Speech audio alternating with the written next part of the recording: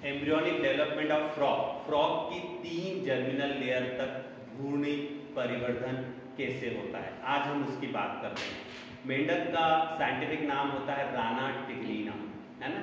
और मेंढक के लिए अगर हम बात करें तो हम बता सकते हैं कि जो मेंढक होता है वो हमारे क्लास एम्फीबिया में आता है। एम्फीबिया का मतलब होता है बोथ, दोनों प्रकार की लाइफ सर्वाइव करना, पानी में भी और पानी के बाहर।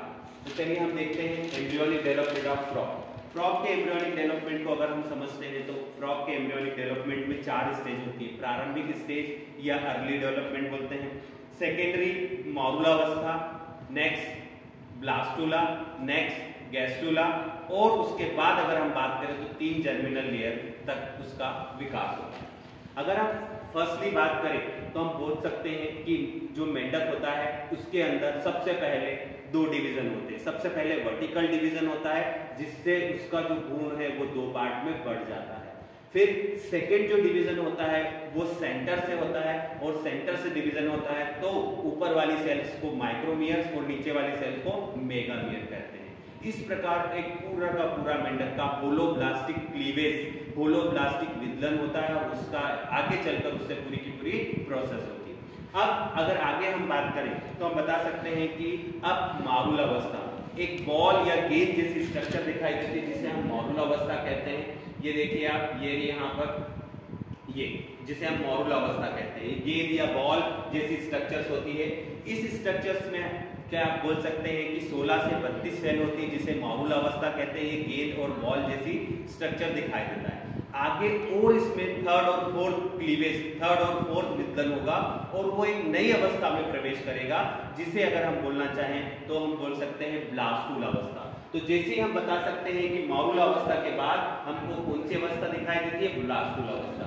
इस अवस्था में हमको एक कैविटी या एक गुहा दिखाई देती है जिसे हम बोल सकते हैं, यहाँ पर अगर हम बताना चाहें तो हम बता सकते हैं कि सर ये जो अवस्था है ये ब्लास्टुला स्टेज है, और यहाँ पर हमको जो कैविटी मिलती है अगर हम यहाँ पर बात करें तो वो ब्लास्टोसील कैविटी मिलती है। अब इस कैविटी में एक लिक्विड, एक द्रव स्रावित होता है। उस द्रव की अगर हम बात करें तो एक लिक्विड द्रव जिसे एल्बुमिन कहते हैं, जिससे आगे चलकर एम्ब्रियो का डेवलपमेंट होगा। अब आगे की अवस्था के लिए अगर हम बात करें तो हम बता सकते हैं कि सर जो आगे की अवस्था होती है वो अगर हम बात करें तो गैस्टुला स्टेज होती है। ये देखिए जायगोट, जायगोट में क्लीवेज, क्लीवेज के बाद ब्लास्ट, ये जो अगर हम देखें तो उसमें मॉरुला, मॉरुला के बाद ब्लास्टुला, ब्लास्टुला के बाद गैस्टुला, गैस्टुला के बाद उसके अंदर एक कैविटी दिखाई देती है जिसे ब्लास्टोपोर कैविटी कहते हैं।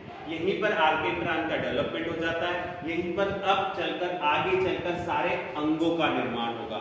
अब हम बता सकते हैं कि फ्रॉग में 3 जर्मिनल लेयर्स का फॉर्मेशन होगा, एक्टोडर्म, मेसोडर्म और एंडोडर्म।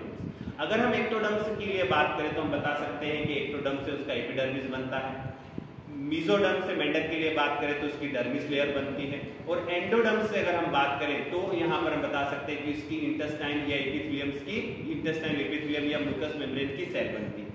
आगे अगर और हम बताना चाहें तो हम बता सकते हैं कि सर जो एक्टोडर्म्स होते हैं उससे इनेमल बनता है, बहुत सारी तंत्रिका तंत्र बनता है, आइस बनती है, और उसके साथ साथ उसमें अंतःकरण, पिट्यूटरी ग्लैंड, ये सारे के सारे अगर हम बोलना चाहें तो वो एक्टोडर्म से बनते हैं।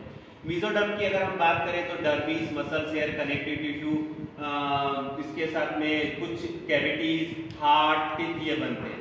एंडोडर्म्स की बात करें तो intestinal mucosa, digestive gland, thyroid, parathyroid, lungs, और साथ साथ अगर बात करें तो यूरिनरी ब्लैडर में। तो ये सारी की सारी प्रोसेस हमने आज आपको बताई है। ये पूरा का पूरा जो है मेंढक के 3 जर्मिनल लेयर तक का डेवलपमेंट यहाँ पर